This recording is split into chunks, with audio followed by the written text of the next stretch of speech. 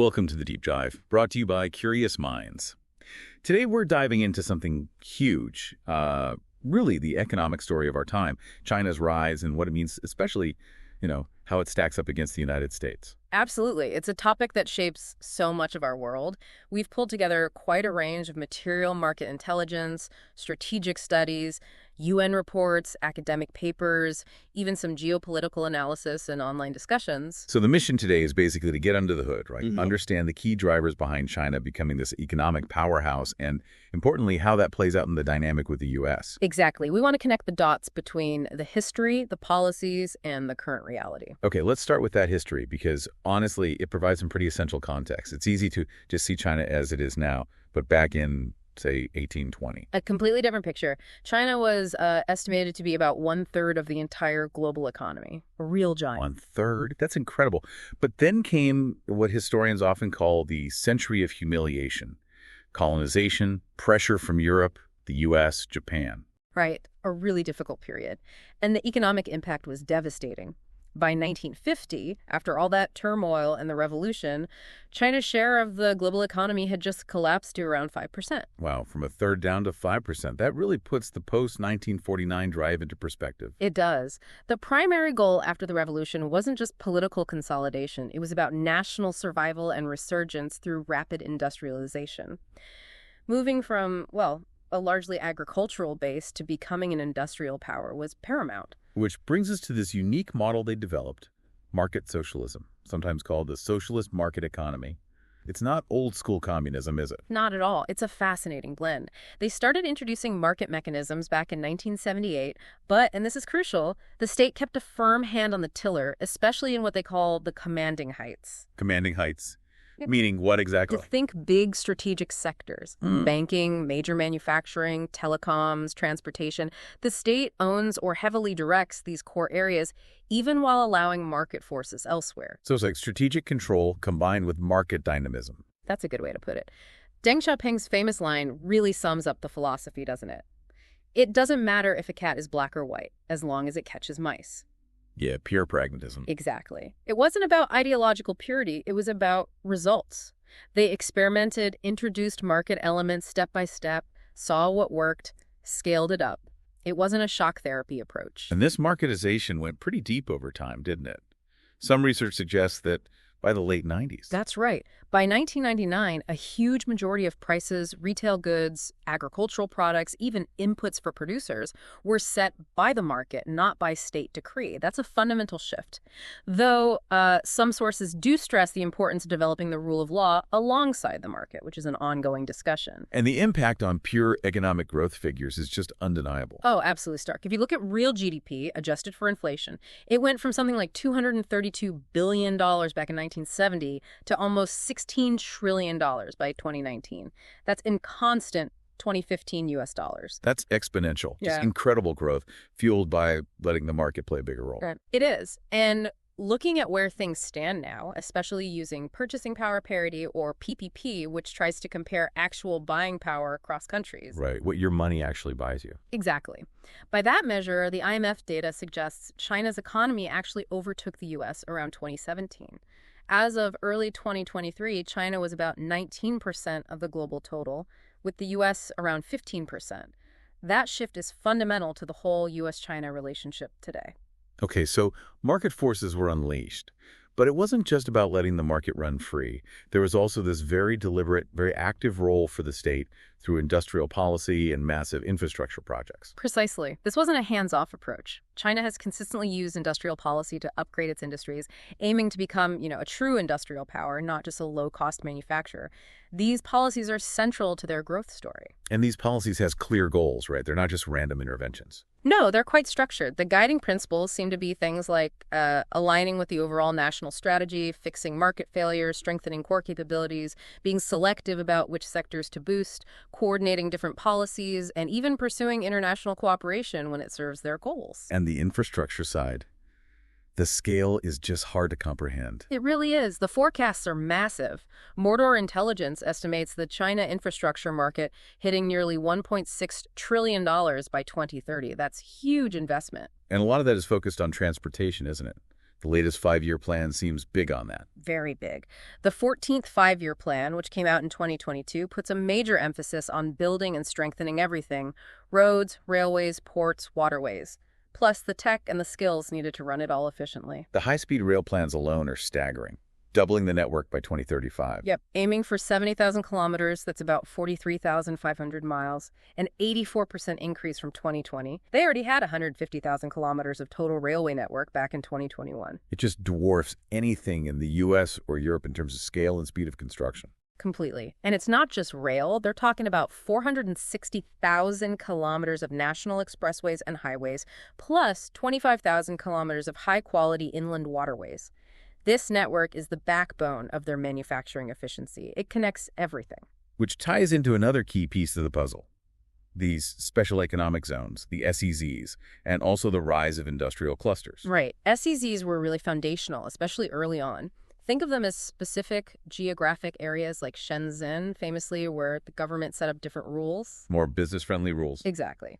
Preferential policies like tax breaks, easier customs clearance, more liberal economic laws, all managed under a single administration for that zone.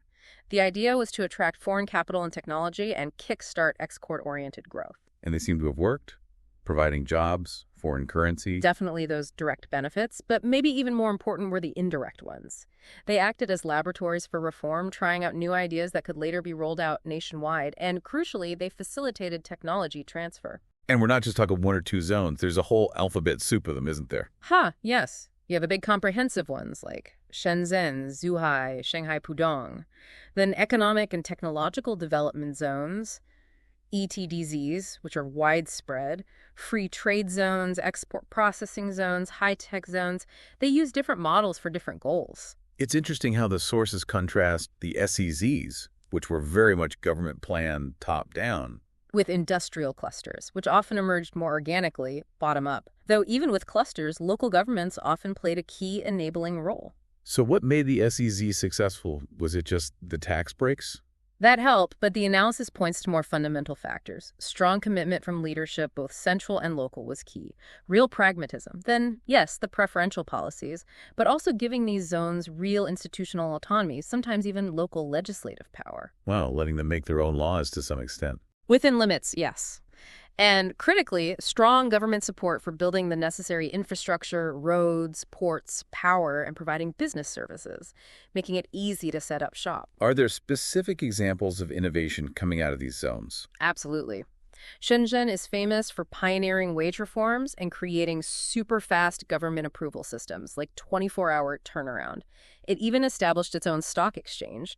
Taida, near Tianjin, actively invited universities to set up research and training centers. So they were actively building the ecosystem. Right. Kunshan is another interesting case. They actually self-financed their infrastructure before getting official state-level approval for their zone.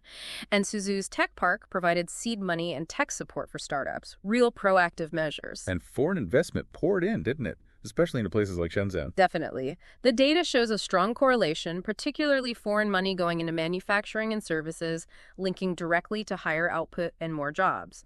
And often, the foreign invested firms brought in more efficient management practices, too. Okay, so that's SEZS.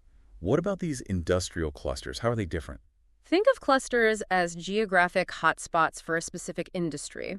You get this concentration of interconnected companies, suppliers, manufacturers, service providers, plus financial institutions, universities, government agencies, all focused on that industry. Like Silicon Valley for tech or Detroit historically for cars? Exactly like that.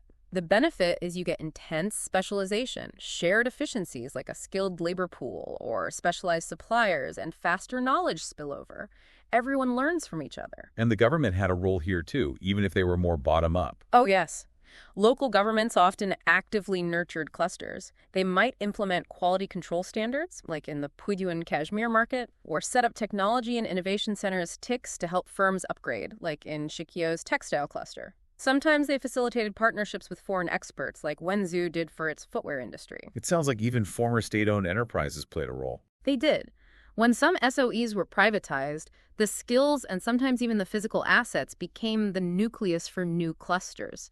The Wenzhou footwear cluster is cited as an example growing out of a former state shoe factory. And foreign investment, especially from places like Hong Kong and Taiwan. Hugely important, particularly for technology and skills transfer. The IT cluster in Kunshan, for instance, was heavily driven by investment and expertise from Taiwan.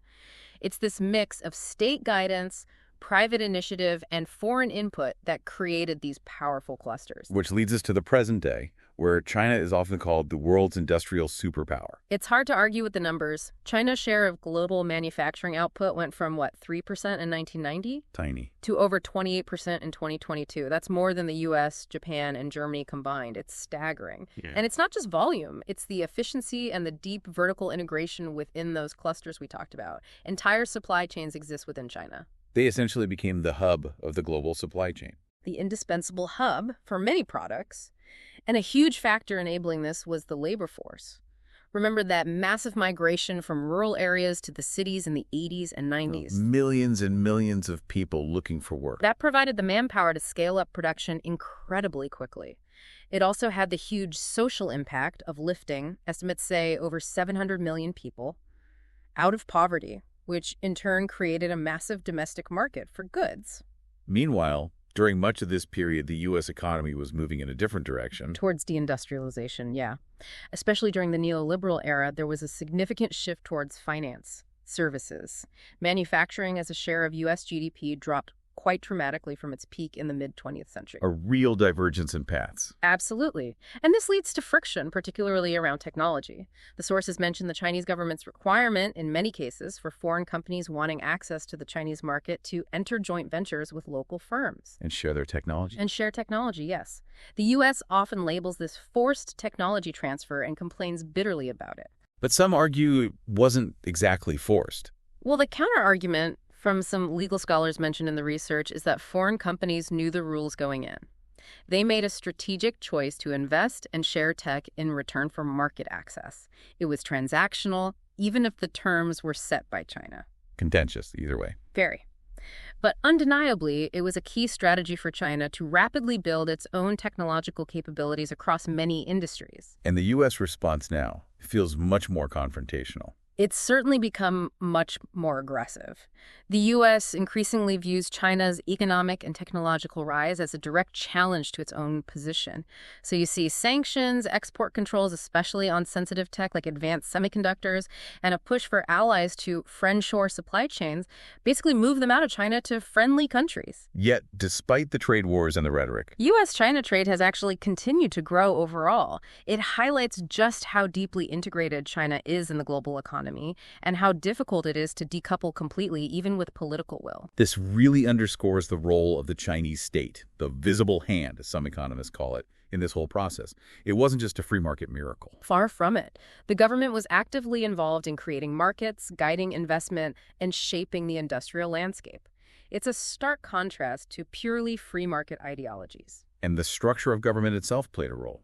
You mentioned officials being incentivized. Yes, Deng Xiaoping's reforms created this merit-based system where local officials competed to deliver economic growth in their areas. Their careers depended on it. It effectively turned them into a class of public merchants, highly motivated to facilitate business and development. That's a fascinating idea. And the way they sequenced reforms mattered too. Products before finance. That seems to be a key point in some analyses. They focused on getting the markets for goods and services working well before fully liberalizing the financial sector. This gradual approach might have helped China avoid the kind of major financial crises that hit other developing economies that liberalized more rapidly. And it all started from a pretty basic level, didn't it? Land reform, rural factories. Absolutely. The initial land reforms and the emergence of these township village enterprises, or TVEs, were crucial. These were often collectively owned rural factories that tapped into local initiative and laid the groundwork for rural industrialization. It was almost a kind of proto-industrialization happening across the countryside. Like the early stages of the Industrial Revolution in Britain, but with government officials sometimes playing the role of the organizing merchants. That's the parallel some draw, yes. And underpinning all this financial activity, state-owned banks. They remained under state control, providing the necessary capital, often directed towards state priorities for industrial development. The textile industry is often cited as a classic example of that first industrial wave. It is. From the late 80s into the late 90s, textiles and clothing became a massive leading sector.